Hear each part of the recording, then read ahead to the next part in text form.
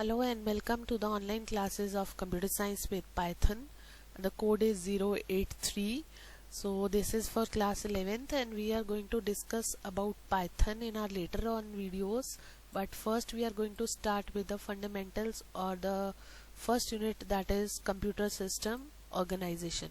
So in our this session we are going to discuss about computer system overview, functions of computer system organization, and CPU and its parts, types of memory units, hard disk, input output, and battery and its types.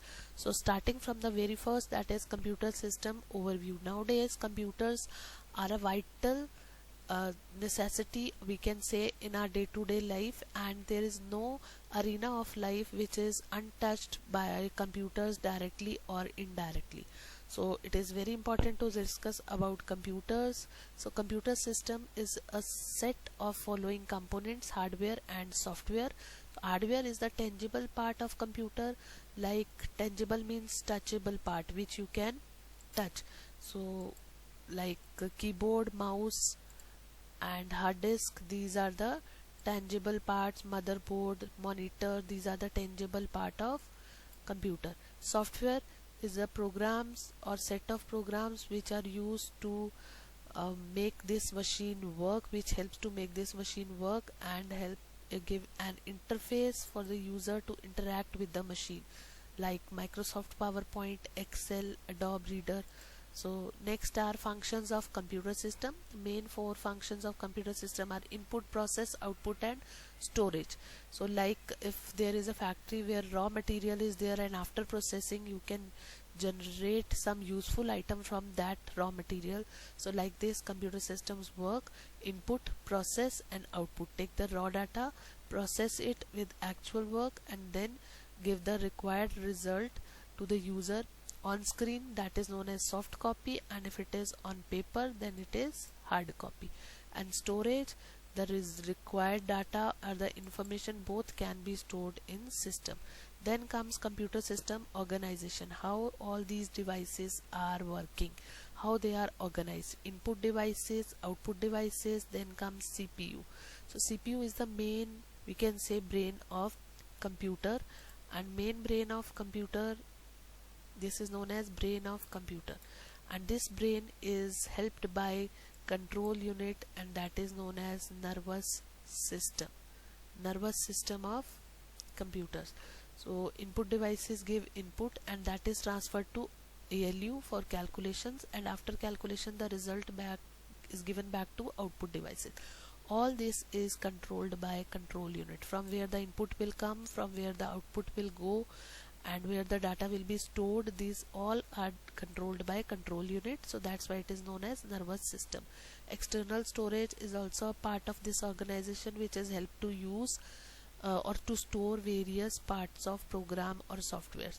So all these units work in a collaboration and give the required result, so that's why it is known as system, because various units combinedly work to give one output. So that's why it is known as computer system. So CPU, it is the main part and it contains three functionalities: CU, memory unit and ALU. As we discussed, CU determines and guides and controls the request. It actually itself do not perform any task, but basically guides the flow of data. Then ALU is arithmetic and logical unit.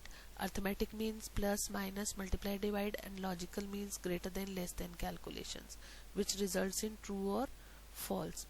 So next comes memory unit. Memory is for storage of data, and that storage can be temporary or permanent. If temporary, then also we can store the data, and if we wish permanent, then also we can store the data. Memory is primary memory, secondary memory, cache memory. Primary memory is of two types, RAM and ROM. Primary memory is also known as main memory. And why parts RAM and ROM? RAM is random access memory, it is like a blackboard, and ROM is read-only memory, and that is like a book.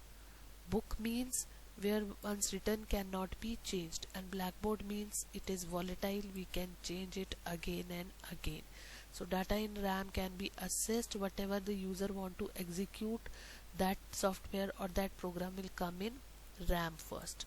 ROM stores the booting instruction, the starting instructions, how to load the windows, they are kept in ROM. And the very first instruction is power on self test, which helps to check whether all the devices are connected or not. So ROM is the permanent part, once written that cannot be changed.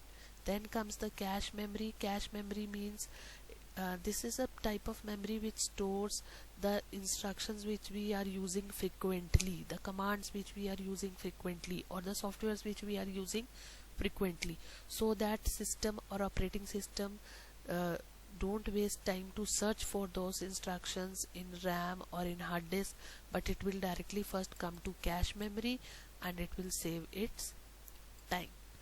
Then comes secondary memory. When there is primary memory, cache memory, then why auxiliary or secondary memory?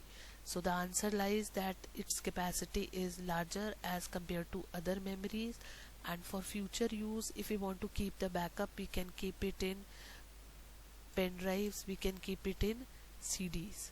So that is secondary memory. Then comes memory units. So memory units are cells. They are the smallest cells, are known as bits, and 1 bit make 1 binary digit, 8 bit make 1 byte, 2 raised to power 10 bytes make 1 kilobyte, and like this the complete unitary system is till GEOP type, and this is memory units, basically memory units of computers. Then hard disk. It is a magnetic storage to store data and retrieve data.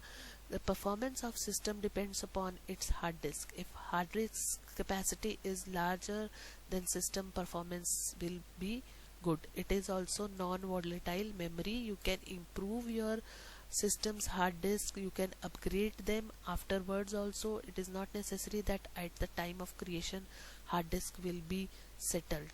So they are like the arrangement of the disk, and the read write head on the platter is like a gramophone. If you have seen the gramophone, once we keep the record and then put the head on it, and as the gramophone record moves, the head helps to read the song. So likewise there are plates or head on the surface of which heads are there and from which data can be retrieved. Input output refers to the devices which help to move data from computer to other peripheral devices. Peripheral means connected devices like CPU or like speakers. So if we want to transfer data from one part to computer to other part, like with the help of writable CD, so they are input output, known as IOs. Battery helps to give backup to computers even several hours without power backup, and they are rechargeable. So many types of batteries are there. Backup battery, that holds computer settings such as date and time if system is off, so that is CMOS battery, that is working, and when you start your system they give you the correct date and time. Main battery, that refers to an alternate source of energy when computer is not connected with the wall outlet, like laptop battery. If it is not connected to the main supply, your laptop will keep working. Bridge battery, that allows to remove main battery and replace it without having to turn off the computer. So if you want to change your battery, and in that case it will provide, bridge battery will provide the power to the system while the main battery is replaced. So that's all with the computer organization. Thank you very much, and please do like and share, subscribe the channel, and wait for the next part.